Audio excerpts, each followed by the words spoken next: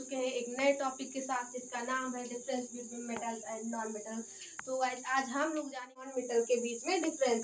तो चलिए शुरू करते हैं। सबसे पहले हमने यहाँ पर मेटल्स और नॉन मेटल्स के कैरेक्टर को लिख लिया है और फिर हमने यहाँ पर जो है उसका ये कैरेक्टर पाया जाता है, किसमें नहीं पाया जाता। तो चलिए इसको देखते हैं हम। तो सबसे पहले है कंडक्शन।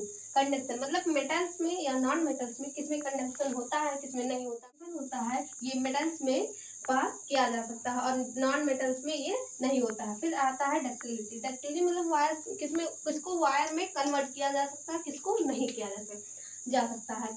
तो मेटल्स जो होते हैं इनको वायर्स में कन्वर्ट किया जा सकता है, जबकि नॉन मेटल्स को नहीं किया जा सकता। फिर आता है हमारा मेलेबिलिटी। मेलेबिलिटी मतलब कोई भी जो मेट है या फिर कोई भी मेटल है, नॉन मेटल्स है, उनको सीट में कन्वर्ट किया जा सकता है या नहीं किया जा सकता। तो मेटल्स हमारे जल्दी जो होते हैं वो मेलेबिलिटी उसमें होता है, जबकि नॉन मेटल्स में नहीं होता। फिर आता है लस्टर।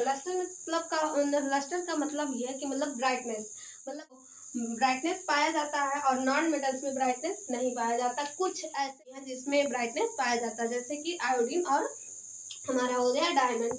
इन दोनों नॉन मेटल्स में ब्राइटनेस पाया जाता है। तो इस एक्सेप्शन को याद रखना बहुत ही जरूरी है, क्योंकि एग्जाम टाइम में जल्दी यही सब पूछा जा सकता है।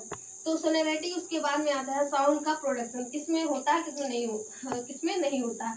जो मेटल्स होते हैं उसमें होता है और जो नॉन मेटल्स होते हैं उसमें नहीं होता। फिर आता है हमारा फिजिकल स्टेट।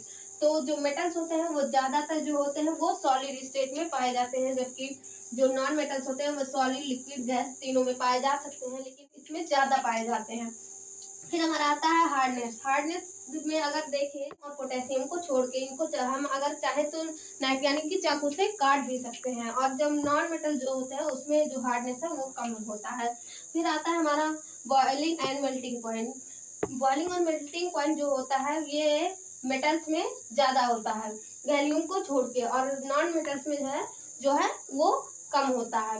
आगे हम लोग इसका मेटल्स और नॉन मेटल्स का जो एग्जांपल है हम उसको भी देखेंगे। हमने देखा मेटल्स और नॉन मेटल्स के फिजिकल प्रॉपर्टीज को। अब हम देखेंगे जो मेटल्स और नॉन मेटल्स की केमिकल प्रॉपर्टीज होती हैं उनको हम लोग देखेंगे। तो सबसे पहला जो कैरेक्टर है नॉन मेटल्स का वो है बैलेंस इलेक्ट्रॉन। ये जैसे 1 2 3, इसमें जो बैलेंस इलेक्ट्रॉन मतलब लास्ट सेल पे, जैसे कि हम ये बैलेंसिंग करते हैं तो जो लास्ट सेल है, लास्ट मान लीजिए ये लास्ट वाला है, दूसरे मेटल्स को देंगे। तो ये 1 2 3 ये ज्यादातर ये देते हैं, और जब इनके लास्ट वाले ऑर्बिट में ये ज्यादा रहेगा, जैसे कि 5 हो गया, 6 हो गया, 7 हो गया होगा इनके लिए, इसलिए ये लोग मतलब कि गेन करेंगे, मतलब दूसरे से लेंगे। फिर आता है इलेक्ट्रॉन डोनर, जो अभी मैंने यही बताया करेंगे, ये किसी और दूसरे मेटल्स या नॉन मेटल्स को देंगे, जबकि जो नॉन मेटल्स है वो गेन करेंगे, मतलब ये किसी और से लेंगे। जब अब फिर इलेक्ट्रॉन ये निगेटिव। उसके बाद में ऑक्साइड टाइप, तो ये बेसिक होते हैं और ये एसिडिक होते हैं ज्यादा। फिर कोरेसिव नेचर अगर देखा जाए तो इसमें पाया जाता है, इसमें नहीं पाया जाता। फिर टाइप ये जनरली कैटायन होते हैं और ये एनायन होते हैं।